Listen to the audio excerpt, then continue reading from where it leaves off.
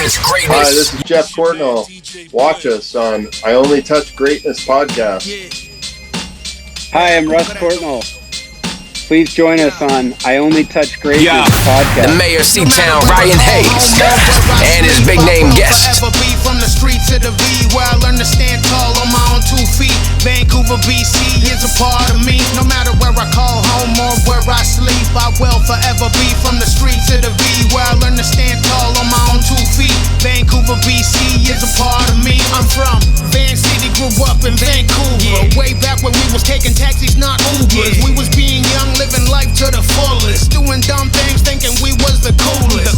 Doing us, having fun on a day-to-day. All we thought about was partying and getting laid. Grew up, sold drugs, I was getting paid. I let my hair grow long and I was getting braids. Yeah, and then I cut it all off. I was hustling cause that's how I was brought up. I was deep in the streets, I was getting caught up. Thank God RCMP never caught up. Thank you, Lord. And I still got a clean record. 20 years later, still killing these records. Yeah, ain't a damn thing changed. Vancouver, BC, where I learned the game. No matter where I call home or where I sleep, I will forever be from the street to the V, where I learned to stand tall on my own 2 feet. Vancouver, BC is a part of me. No matter where I call home or where I sleep, I will forever be from the street to the V, where I learned to stand tall on my own 2 feet. Vancouver, BC is a part of me. Yeah, now I'm all grown up, man, I'm 36. Now I'm a grown man in this bitch. Life's a bitch and I swear I've been through some shit. And I'm still steady hustling and getting it. Only difference is now everything is legal. Living positive, I learned how to fight the evil. I cried when I lost my little brother. Even though he gone forever, he will never be forgotten. Nah, and he's still on my mind. Now it's 2023 and I'm still on the grind. Yeah, I'm still trying to get mine. Thanking God every day, thankful I'm alive. Yeah, I thank God I survived and I made it from the bottom where it's hard to live life. Yeah, my love for God never changed. Vancouver, BC's where I learned to pray. No matter where I call home or where I sleep, I will forever be from the street to the V, where I learned to stand tall on my own 2 feet. Vancouver, BC is a part of me. No matter where I call home or where I sleep, I will forever be from the street to the V, where I learned to stand tall on my own 2 feet. Vancouver, BC is a part of me.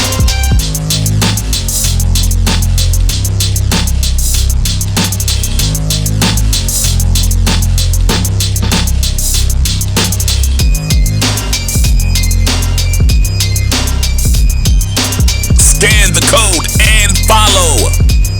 Often imitated but never duplicated, I Only Touch Greatness podcast with Ryan Hayes. Geoff, how you doing? Good, how are you? Good, thanks. We've actually crossed paths a few times over the years, Canucks alumni games and UBC. Cool. Yeah, I'm a season ticket holder, so. That's awesome. Love that picture you got in the background too, the McLean. I'm in the Canucks dressing room. Oh, you are? Yeah. Oh, okay. That's hilarious. Both born in Duncan. What was childhood like for you growing up? Oh, it was great. I mean, we lived in Lake Cowichan until I was 6, and then we moved to Victoria. And, I think that there was great opportunities there for sport. Soccer, baseball, hockey, and we were lucky to grow up in a family that we had great guidance, great parents that supported us, and I think that's probably the reason we were successful. Okay. Russ, you got anything to add to that? Yeah, we had a great childhood. We played a lot of sports, played soccer in the morning, got dressed in my hockey gear in the back of my dad's car on the way to hockey on the weekends. Geoff and I, we did this thing with our dad when we were really young, called Father and Son on Saturday mornings. So we'd skate with some older kids and my dad from probably 5:30 in the morning till 7. Geoff probably knows the time better than me, but it was dark out when we left the house. And so we did that almost every Saturday in the wintertime. And then we'd play sports after that. And a lot of baseball, a lot of soccer, track and field. our parents, if they didn't coach, our mom was working the concession stand, PTA, a lot of volunteering from our parents, and so we had great role models growing up. Okay, I forgot to mention my name's Ryan, by the way. Hey, Ryan. Yep. All right. And you guys both played for Victoria Cougars. What was that like, and how were your days back then? Do you remember?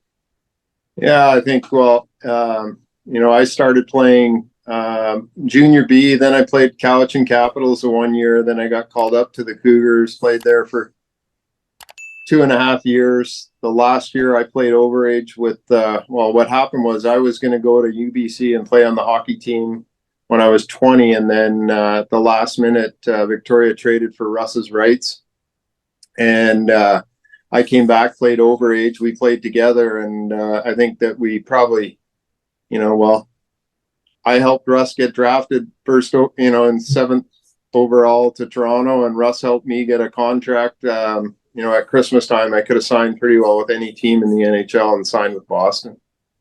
That's just it. You had 92 points in 1 year and then 114 the following year for Victoria.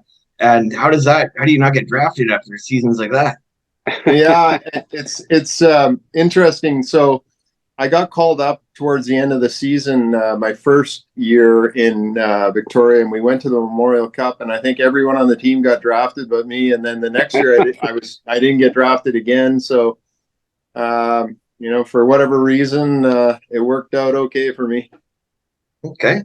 And Russ? Yeah, and I was playing midget hockey at Notre Dame in Saskatchewan in Wilcox, and I was getting a lot of college teams interested in me.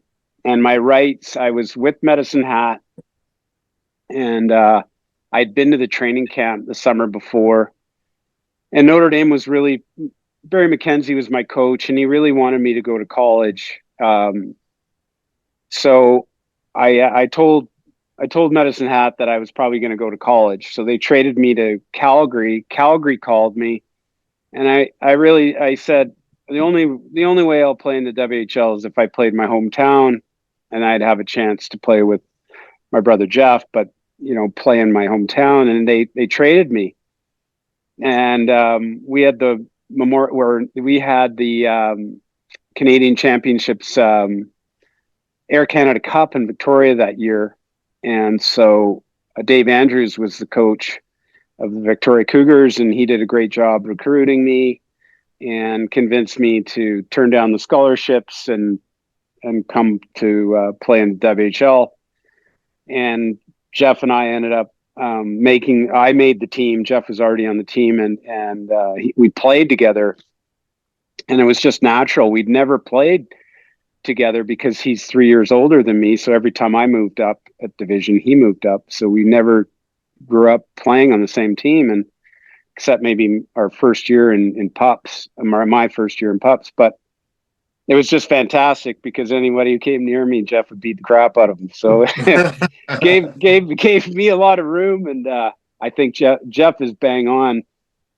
He helped me get drafted 7th overall to Toronto, and I think I helped him get noticed by Boston because of the way he played. He totally changed his game to a more physical game, and he started it. I think Boston came out to watch me, and they ended up signing Geoff. Sweet, that's a good story. I was going to ask you where you were draft day when you got drafted 7th overall to Toronto in '83. I was in Montreal, so I flew out there. With my agent brought in all his potential first-round draft picks. So there was about 5 of us. We flew into Toronto, took a train to Montreal, spent a few days in Montreal, and it was just unreal and a dream come true for any Canadian kid or any kid who plays hockey, but especially for me growing up in Victoria and watching Toronto. Our dad was a big fan of the Maple Leafs, and so to get drafted to Toronto was just a dream come true. Okay. A friend in common, friend of the show, Phil Blake. The legend, Phil Blake. I was told by his son David, who I'm friends with, that you guys used to skate with Phil as well. Yeah, I think that's probably the reason we were such great skaters. Phil had power skating classes, and then also at hockey school, he taught with my dad. And, the power skating that we did early in our childhood with Phil really developed our skating. And I think, it really showed later on when we were playing in the NHL.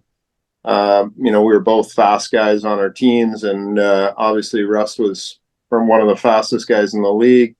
And I think that it all came from developing the strides and everything that Phil taught us when we were so young. So yeah, he definitely deserved a lot of credit for our success, for sure. Yeah, Phil was an amazing skating coach, and Phil was a good player who took up figure skating also. And so he knew a lot about edge work before anybody. And so we would take these power skating classes from him, and we learned how to do a lot of things without the stick. So many kids never skate without a stick, and we did. And so it really helped our balance, our speed, our edges. And Phil he gets a lot of credit for how good we could skate. Yeah, that's true. I used to go to Phil too for power skating back in the old Coquitlam. And actually, Geoff, that's where I met you one time. You came there for one of Phil's skates, and you ended up signing an elbow pad of mine as a kid, and I never forgot. I never forgot it. That's great. Yeah, he was amazing. The I know guy- some of the drills that he made us do. Like I remember the one where he would put sticks on all the cones all the way down the ice, and we had to hop over all the sticks. And Yeah, usually by the end, the sticks would be everywhere all over the ice because nobody could jump over them. But it was stuff like that he did that really, really did have an impact. Yeah. Geoff, I didn't find this. It's no coincidence he signed the elbow pad. If anybody wants to see a great elbow, just Google Jeremy Roenick gets hit by Geoff Courtnall and breaks his jaw. Oh, I have that. I have that as one of my questions. I was going to ask you about the Roenick hit because I just had Roenick on 2 weeks ago on the podcast. So He and I played in a golf tournament last year in Coeur d'Alene, or a cancer cares great charity event, and we got paired together. And the guy introduced us on the first tee, and after he introduced us, he said, "I want to tell you guys that I really like Russ, but his brother Jeff broke my jaw with a brutal elbow," and that's how we started the golf tournament. It was pretty funny. perfect. I'm gonna add that highlight. Yeah, that game, he kept slashing me and hitting me, and I warned him about 3 times. And then finally, I said to Shane Corson at the draw, I said, "Okay, get ready. I'm going to hit him."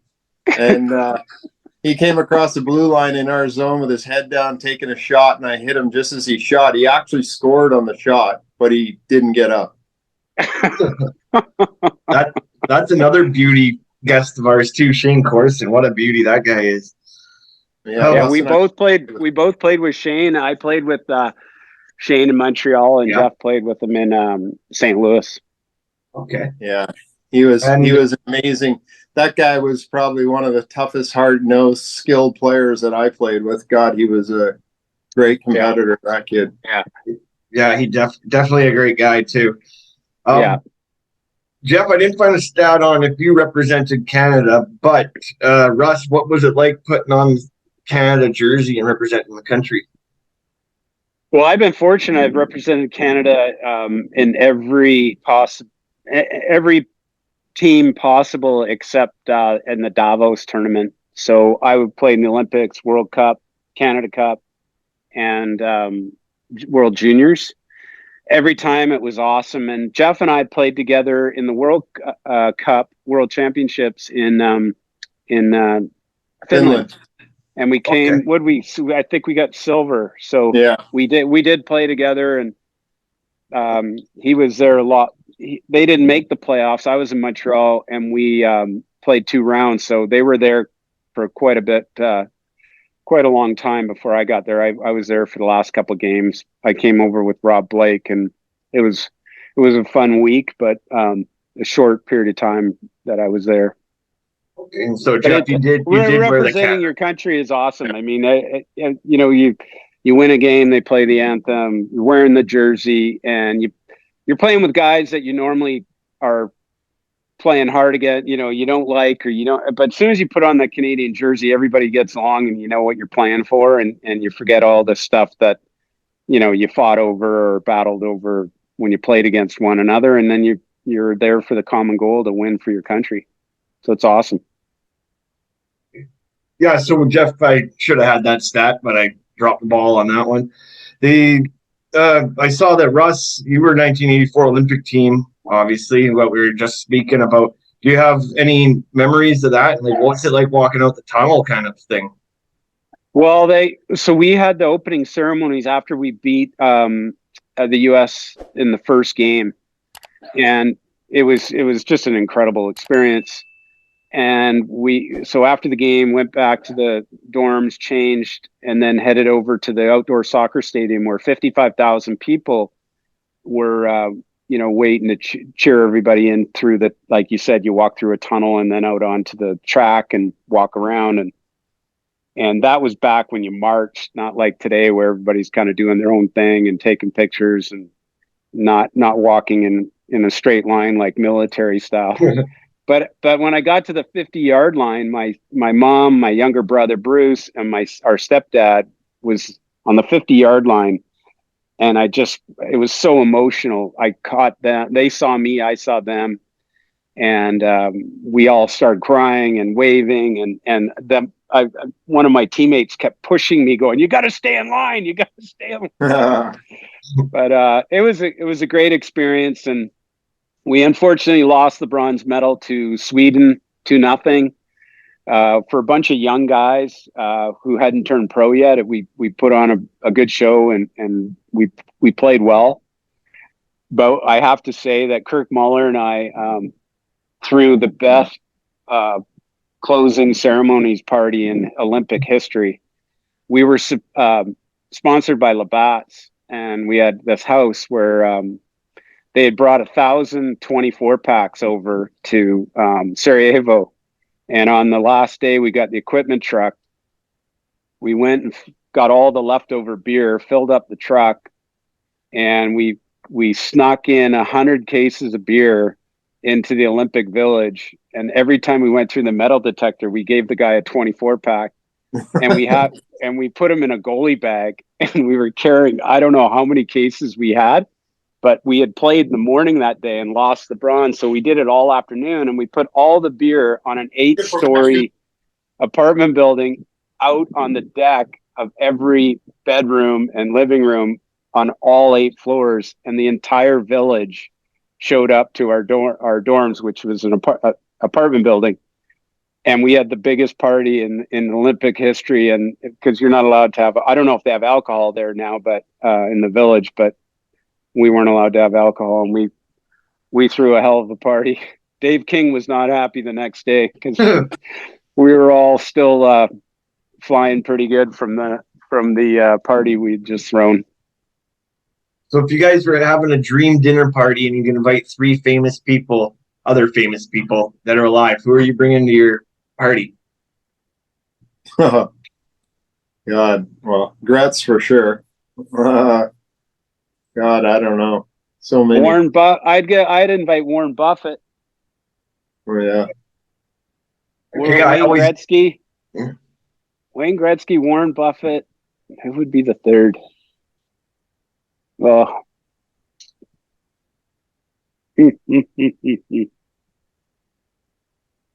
for example, I go with like a music guy. I go with Tupac. Yeah, I was thinking of a music guy. Yeah, and then I go with a comedian, Seth Rogen, being from Vancouver. He's one of my dream interviews. I'd love to sit down with that guy. And then some eye candy. If you guys are bringing Wayne, I'm bringing I'm bringing Paulina. That's funny. Okay. Well, if you think of any more, throw them out. Yeah. The next question is both talking about what's it like to be your first trade. Obviously, Geoff, you went from Boston to the Oilers, and Russ, you went from Toronto to Montreal.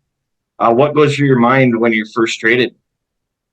Well, I think my first trade, it was kind of one of those years where I wasn't expecting to get traded.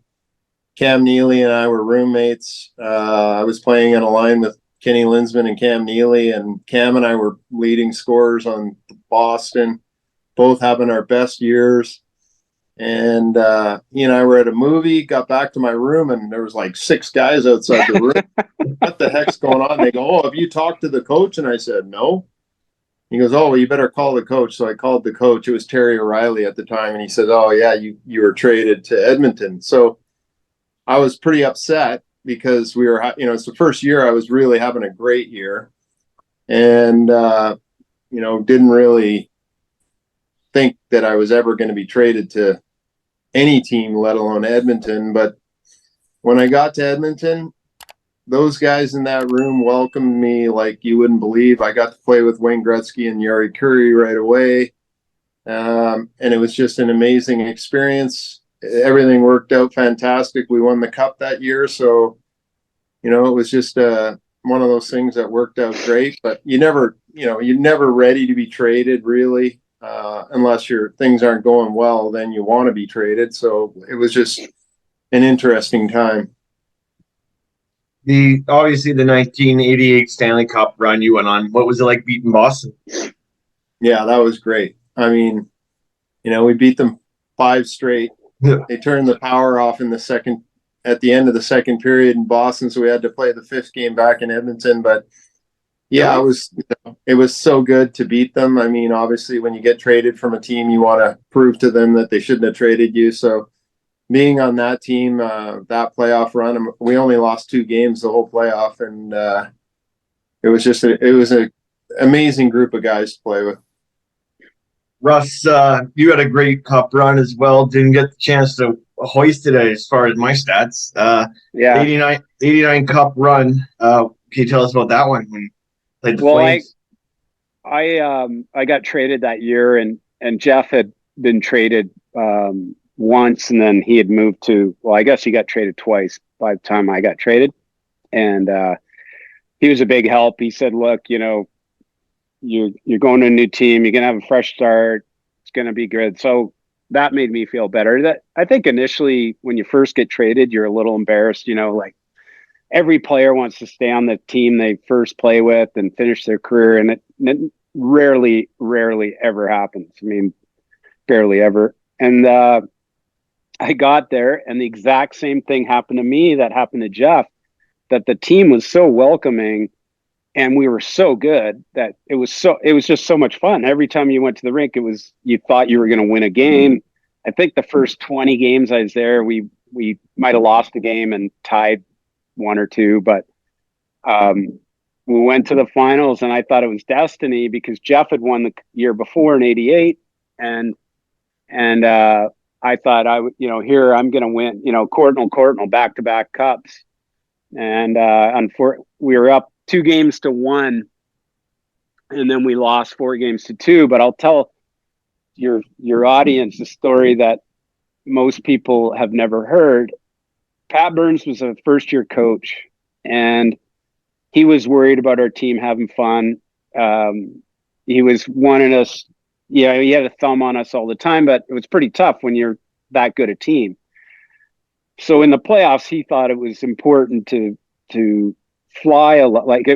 After the second game, we flew from Calgary on a red-eye to Montreal. After game 4, red-eye back to Calgary. After game 5, red-eye back. So we had 3 red-eyes in 1 week. Calgary stayed in every city they flew the next day.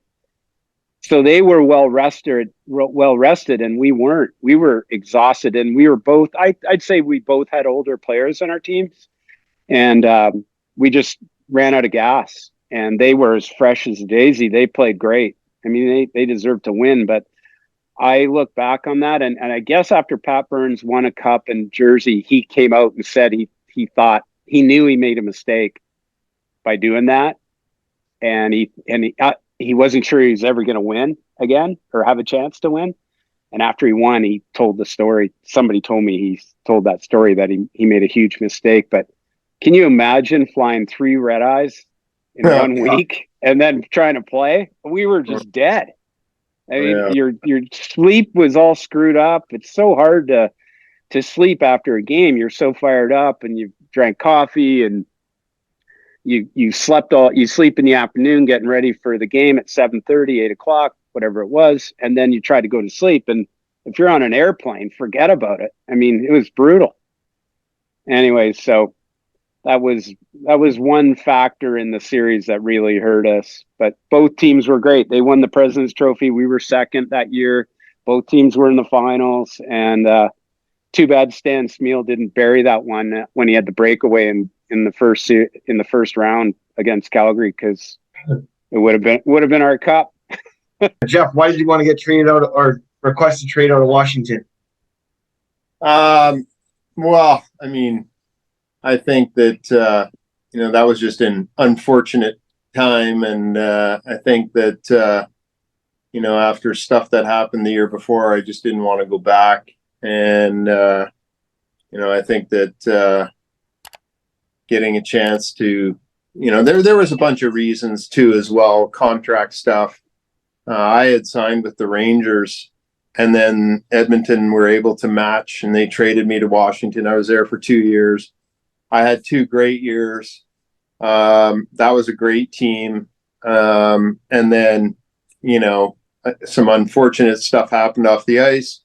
And so just wasn't, it was just time to go somewhere else. Okay. What are your memories of your time in St. Louis? Oh, St. Louis is a great place to play. I think that, we always had a great team there. It was a great city to live in. I really enjoyed my time there both times. I mean, I was there for the 1 year before I got traded to Vancouver, and then, had the opportunity to go back when I was a free agent. And, Brett Hall, I got to play with him a lot.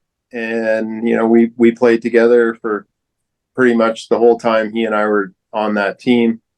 So, it was, the last time we were there, it was, we had a great team, great coaches, and unfortunately we didn't win. But, the year we lost to Detroit in Game 7, that was in the Toronto series when Nick Kypreos jumped on Grant Fuhr and wrecked his knee.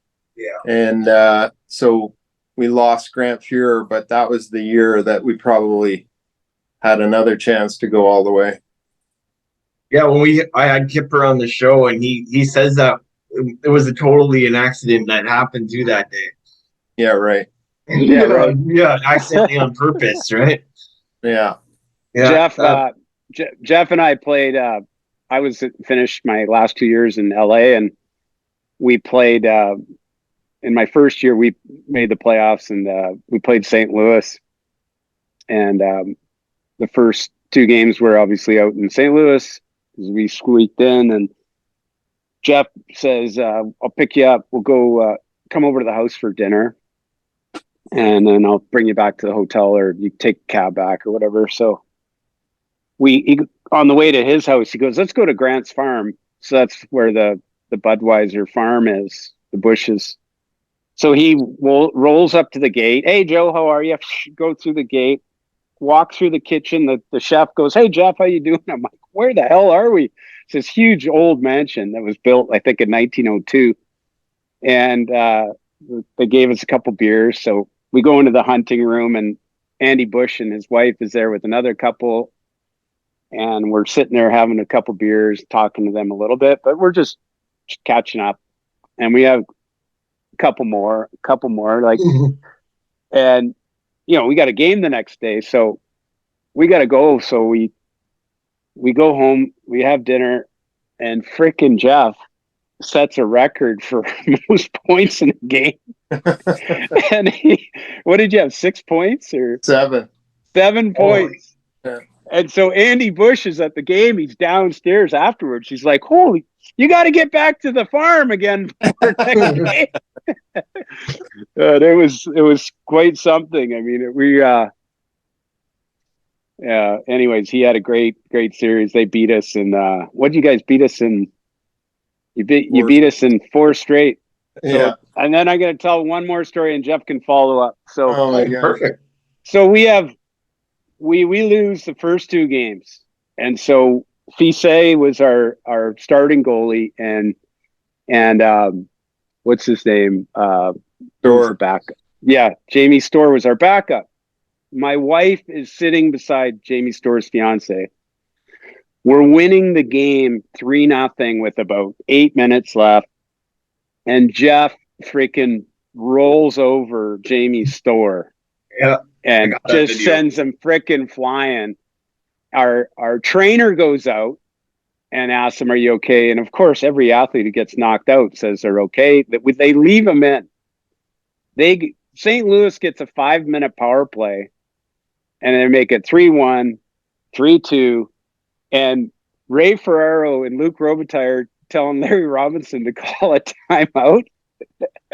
And Larry goes, no, they're getting tired. And Ray Ferraro goes, yeah, from high-fiving each other. Boom. They tie it up 3-3. They win 5-3 in regulation. But before this all happened, my wife says to Jamie Storr's wife, hey, congratulations. Your fiance is about to get a shutout. Oh my God. Oh.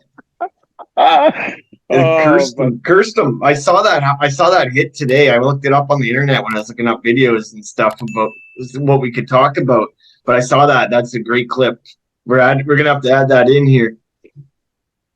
And yeah, it's a long story, but basically, in game 2, we were beating them. We were beating them 3-1, I think, in game 2. And so after the second period, they put Storr in. And he shut us out in the third period. They scored, made it 3-2, but we won the game 3-2. So we go back to LA for game 3, and they started Storr, and he basically shut us out for the first 2 periods. So I said to Holly, dump it in close to him. Soft up. I said, dump it in close to him. I'm going to hit him. And he looks at me and he goes, really? And I said, yeah. So I couldn't let this kid shut us out. So I hit him. They dogpiled me and beat the shit out of me, and we got extra power play. So we scored, tied it up. I actually think I got on the ice and got an assist on the winning goal, and basically there was death threats for me in LA. And now even today when I go back to St. Louis for stuff, fans will come up to me and go, still think that's the best thing ever when you hit the goalie. Yeah, because Sorry, go ahead, Russ. When I went in the locker room after the game was over, everyone was staring at me like it was my fault because it was Geoff. Like all the guys are looking at me. I walked right by everybody into our medical room, and there's Jamie Storr now he's on the medical table, and the doctor's going, "What day is it?" And say it was a Tuesday. He goes, "Friday?" Like he's totally unconscious on his feet, and they left him in. He had no clue where he was. Not a clue. Yeah, nowadays they wouldn't be doing that kind of thing at all. And I know I was going to ask Geoff about the concussions here coming shortly. I personally have had them through hockey, and I fell once in Mexico, too many pops.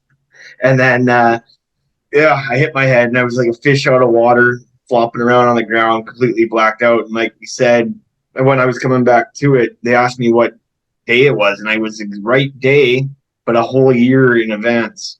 I was knocked a year. I was knocked a year into the future. You might as well talk about it now. Then, how did concussions affect your game, Geoff? Yeah, well, it ended my career. I had a lot of concussions throughout my career, and back in the day, they just gave us smelling salts after we got knocked out, and we would continue to play. And I had one bad one in Washington where I ended up in the hospital and played like 2 days later. And I think then finally it caught up to me in St. Louis. I got basically punched and knocked out, and then missed like 50 games that year, came back in the playoffs. then I got hit again the following year, so I got forced to retire. But I think that, the concussion awareness now is much greater than it was back then. And, it's obviously post-concussion symptoms are pretty hard to live with. That's for sure. That's one thing I've noticed too, is it does take a toll on your body. I was off work for about 6 months just trying to deal with my head injury once, and I noticed little things like I forget to close the cupboard doors in the kitchen, or I leave the bathroom light on, or some little things like that I would never have done before, and it's ever since I hit my head. That's my excuse now. Yeah. Or you forget to flush the toilet or something along those lines. Right. The greatest trade in Canuck history, I like to think, the one that brought Geoff to Vancouver from St. Louis, along with Momesso, I believe, and Cliff Ronning. Yes, of course. And Robert Dirk. Yeah, and that was one of the trades that kind of pushed us over the top. I'm an '83 born, so I was still a little kid at this time. But I remember it coming down, and you getting traded to Vancouver, and it propelled us just to the top. And obviously that cup run, which I wanted to ask you about here. What was it like when you got traded to Vancouver? No, it was great. Obviously, again, I didn't want to leave St. Louis because I was having such a great year. But, coming home, getting to play with, my family and friends in the stands and being in my own environment was great. Cliff Ronning and I ended up playing with Trevor Linden, and we had a lot of success that line together. I think that trade really, Sergio Momesso, Robert Dirk, it really added a lot of depth to Vancouver. We had a really young team, and a lot of the young guys started to play great. Kirk McLean, obviously, and then some of the trades, Pat did an amazing job of building that team, Pavel coming, and then the 94 run was, probably the most memorable in my career, next to winning the cup. Okay. And Russ, you obviously got there to Vancouver as well. You did stop in Dallas on the way, where you had a career high. What contributed to your success in Dallas before getting traded to Vancouver? Well, I played. I had some great line mates. I was playing really well in Montreal till my 4th year, and I had a really bad shoulder injury where I tore my rotator cuff, and things went sideways, and then got traded to Minnesota, and I started kind of picking up where I'd left off before the injury, and got to play with Neil Broughton and Mike McPhee, who I'd played with in Montreal, and we had great success with Guy Carbonneau there. So Minnesota, great ice. It was one of the best rinks for ice, along with Edmonton, during our career. And then when we went to Dallas, it was just so exciting going to a new environment where they just welcomed us with open arms, and again, played with the same guys and on a good team. And I had great teammates, line mates, and had a lot of opportunities to succeed. So those were why I put up those numbers, and eventually got traded to Vancouver from there. Yeah, that's just it. And I forgot about the Minnesota moving to Dallas when I had that question written down. But what was it like being part of the team that moved? It was awesome because nobody knew anyone in Dallas. So we were really a tight-knit group. Whenever we did something, we always did it together. A lot of cities, you go to a city, people have friends outside of the team because they've been there for a while. And Dallas, we knew no one. And so we did so many things together. We were such a tight-knit group. It was a lot of fun. We had a great team on and off the ice, and really, truly had a ton of fun with everyone. It was a great couple of years there. What did you feel when you got traded to play with Geoff in Vancouver? It was great because I was having a contract issue with Dallas. Norm Green owned our team at the time. He was having some financial difficulties. They couldn't pay everybody. They chose not to pay me. So writing was on the wall.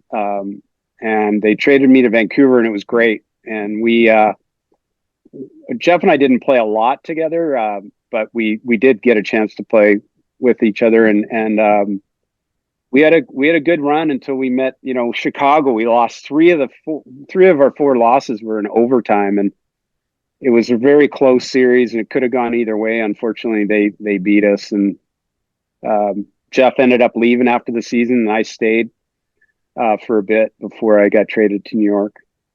Yep. But I loved playing in Vancouver. I didn't want to leave. I was pissed when I got traded because I didn't want to go. I really wanted to stay in Vancouver. I really did. But Geoff, what are you doing for the? Sorry, go ahead, Russ. No, it's nothing. Nothing. Okay, Geoff, what are you doing? Are you working for the team right now, Canucks? No. Oh, No, okay. I'm hanging out. I was down here talking to Rick Tocchet, and so I figured I'd do the call while I was here rather than in my car. Okay, that's great. So Russ, Doug Waite, Bill McCall, Gary Galley, Sador, which one of your fights stands out as your toughest one? The best fight was with Sador. He and I got tangled up behind the net, and I think I kicked his feet out from underneath him, and he said something like, "You're lucky," or something. He said something like that, and I let him get up. I said, all right. He didn't think I could fight. I could fight against guys my own size. I wasn't a big fighter. I only had 20 in my career, but he really didn't think I could fight. So I let him up, and him and I went toe to toe from behind the net to the halfway up to the blue line.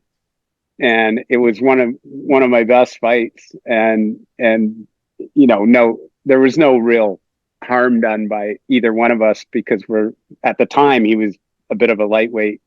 He was young back then. So, and the other one, Dougie Waite and I are friends now, but I hit him in the corner, and he was talking to me all the way to the blue line. And I said, let's go. I dropped my gloves, and I had him, and he didn't drop his gloves. And he said, oh, I'm not going to fight you, Russ. So I go to pick up my gloves, and he freaking beat the shit out of me.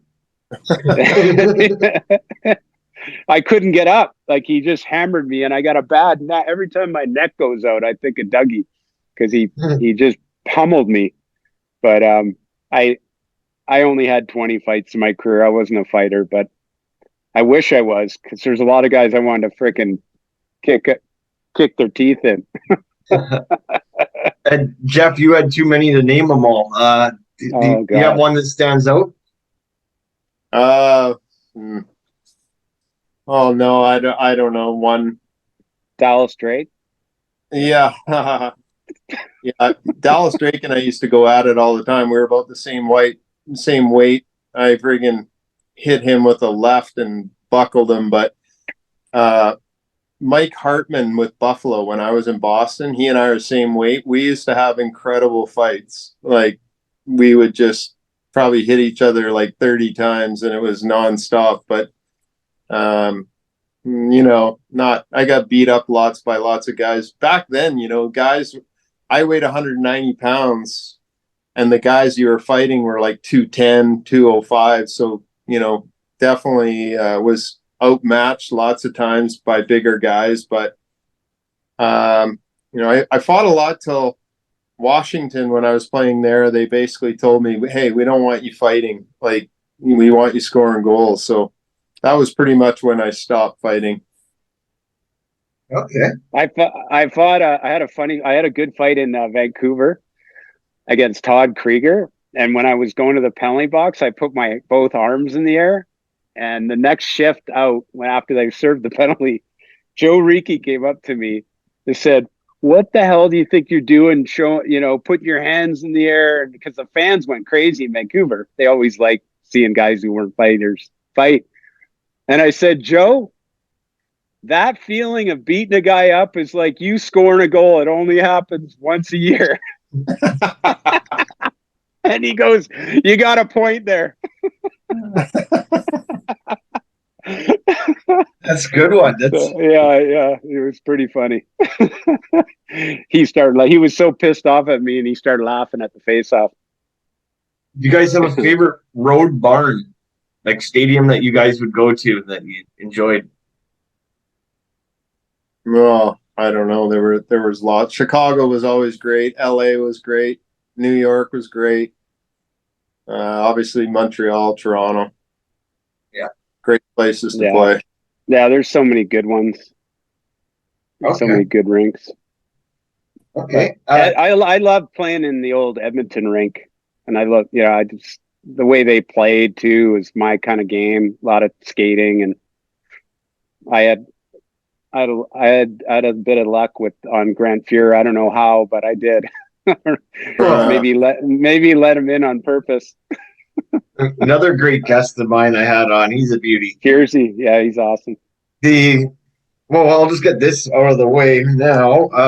The Russ, the Leaf. I was reading somewhere today that Leafs Nation, whatever. I guess that's kind of like our Canuck Army kind of thing. They said that the trade that the Leafs made with you was the worst trade that they've made. Yeah, I've heard a lot of that. I mean, they needed toughness. Wendell was out of the lineup a lot then with the bad back, so they felt like they needed some toughness. John Brophy and I were not getting along, and he started sitting me out. I'd never been sat out before, and Vinny Damphousse was coming into his own, so they felt like they could trade me, and it was great for me because I got a fresh start, great team, revived my career, and they moved me to right wing, so I changed positions from center to right. And it just, John had a lot of problems, and John Cordick, and unfortunately for him, he didn't get the help he needed, but he was struggling off the ice, and so it just really was unfortunate for Toronto. They didn't probably get the player they thought they were getting at the time. Eventually, we're going to have to talk about the '94 Cup run, which we wouldn't have a Cup run if Geoff didn't score at the Game 5 overtime winner. How much of that run do you remember? Obviously, it was awesome. The Bure hit on Churla. You had the Game 6 goal. Did you know that you were living at that moment in the best time that most of us can remember? Yeah, I think, it was when you're deep in the playoffs and you're playing, you don't really think about it. You just want to play one game at a time and win. And yeah, I think obviously Calgary were the favorite to win the Cup that year. And, to score that goal in overtime, Game 5, I think that really ignited the team. We won the next two games in overtime, and I think that really gave us the confidence we needed going into the next series. I think that came together really at the right time. Kirk McLean played unbelievable throughout the playoffs. I mean, obviously in Game 7, the save he made against Reichel, and then Powell scoring in overtime. I think that the whole playoff run, it was, we came back and won in 7 in that series, and unfortunately should have done the same in the final. Nathan hit the goalpost with 2.5 minutes left. That would have tied it. I think that would have been a different outcome, but it was just it was an amazing ride, and really getting to see how excited the city and the fans got after Game 6 here in Vancouver. It was probably the most glorifying, fan base that I had ever experienced in my career. Did you know that right away that goal went in Game 6? Yeah, I saw it hit the back bar. I mean, I was right there, so yeah. I basically saw it go in and go out, and I was yelling at the ref the whole way down the ice going, that was in, and then they scored, and then the horn went, and I went to the bench and I said to Pat, I said, that was in. And so they called it back, and instead of it being 3-2, I think it was 4-1. But anyway, yeah, that was a great game. Russ, what was Battle of the Blades like? It was an incredible experience. One of the hardest things I've ever done. And, I was a good skater, but figure skates are a whole different game. And so it took me about 28 hours of public skating to feel comfortable that I wasn't going to fall flat on my face. Doing something like that live in front of an audience, and then the country, the countdown, you're out there skating around in front of 3,000, 4,000 people in the audience. And then somebody over loudspeakers like, okay, 30 seconds till you go live, 20 seconds, get to your mark, 10 seconds. And then when that red light goes on, you got to remember how to do your routine that you only had like 5 days to learn. And it was incredible. And I'm glad I did it. It was a great experience. I wasn't great at it, but I really enjoyed doing it. It was funny. We were living in Toronto during the show, and all of a sudden, we had the hockey fan base, but then all of a sudden, like, we'd be at Starbucks having a coffee before we go into practice for the rink to practice for 3 hours with your partner, and all these women would come up who were on their coffee break going, "Oh, we watched the show and we love the show." Like, they didn't care about the hockey. They just wanted to hear about the figure skating and all this stuff. It was like we had a new fan base. It was crazy. And everybody enjoyed it. I mean, it was fun, but I didn't last long. That's where But it was good. that's where the Phil Blake edges come in handy. And then, Yeah. the figure skating. Yeah. So, Geoff, your son Justin, he actually played out here in Coquitlam with the Express. How's he doing these days? Yeah, Justin's good. I mean, he Realtor he ended up going to Boston University. Then he basically played in the American League for, I think, 3 years, and then 1 year in the East Coast League, and ended up meeting his wife in Dallas. So he's living in Dallas, and I've got a grandson, Ryder. So that's pretty exciting. Okay. And then Russ, you've got sports family as well. Yeah. Your one daughter, you have two daughters, if I'm correct. Yeah. Brooklyn played for the team, or plays for Canada national soccer team. Yeah, she played for the U20 team this year, or last year. She plays currently at USC. She's just finishing her second year, and she's doing great. Really doing well in school, and soccer's been. She's played every game, and it's been awesome. My oldest daughter played for UCLA, won a national title, and she ran track there also. She's expecting our first grandchild in April or May, and her husband plays for the Minnesota Vikings. So, what? big Who's sports. that? Yeah, Eric Kendricks, number 54. Oh yeah, of course. Yeah, and then they met at UCLA, and then our son Lawton plays in the East Coast Hockey League in Charleston, South Carolina, Sea Rays. So everybody's playing sports. The oldest one now is a model, and she's Sports Illustrated model. Yeah, she made the swimsuit edition, so she was excited. Took her 4 years to do it, and now she's modeling her baby bump. Pregnant women. It's pretty cool. So everybody's doing good. My wife's doing great. She's an interior designer, got her own company and a construction company, and so everybody's busy, doing well. Knock on wood, things are good. Did you guys have any pregame rituals? No. Well, you pretty well end up doing the same thing, and you get used to basically doing everything the same, and then I would go into the stands and I would sit in seat number 14 and at whatever section in whatever rink and tape my sticks before the game. Wow, I didn't know that. Yeah. Yeah, Russ? I kind of got rid of all my superstitions when I read this book, that superstitions were a sign of weakness. So I kind of gassed everything, but kept a couple. Always tied my left skate on. Always had to have my left skate on first, tie my right skate second. When I first came to Toronto, my second year, I lived with a Jewish family in Forest Hill, and their grandma told me it was good luck to always walk through the door with your left foot first. So that's why I did my left skate on first. But yeah, I didn't have too many, but I did do the same thing every game pretty much. I didn't consider them superstitions. It was more of a routine.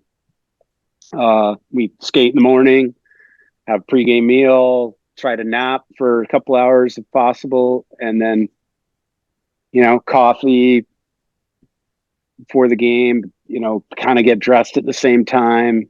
Like I'd call it a routine, not a superstition. And Geoff would always get his legs rubbed down before the games. I'd say that's a routine, not a superstition, but yeah, different. There were some guys with some crazy routines. Oh yeah. Nuts, like just nuts. Definitely hear about it, especially the goalies. Usually it's always the goalies that are the weird ones. Yeah. I always found it was the sort of the weaker players that had the most superstitions. Like, I don't want to mention names, but a couple guys, like, they'd score like 3 or 4 goals a year, and I'm like, what's the difference? Like, you're gonna get 5? Who were your sports heroes growing up? Like, who did you guys want to play like? Boris Salming was mine.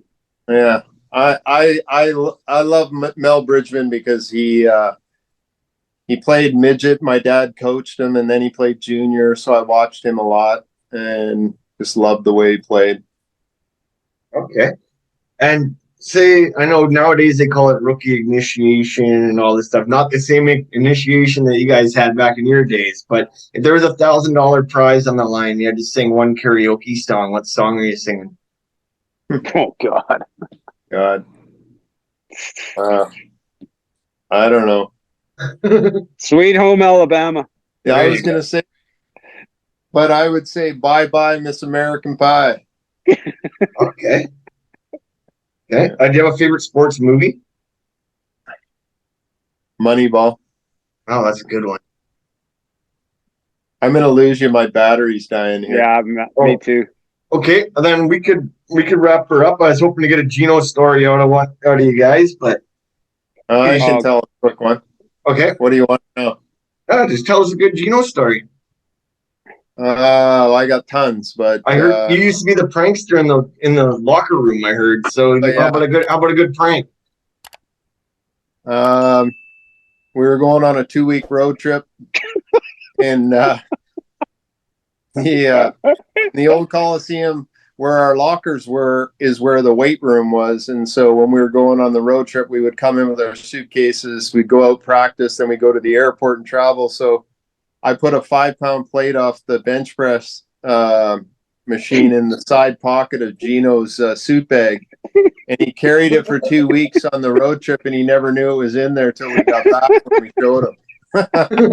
He goes, I wondered why my suit bag was so heavy. Awesome. We could wrap her up with that one then. And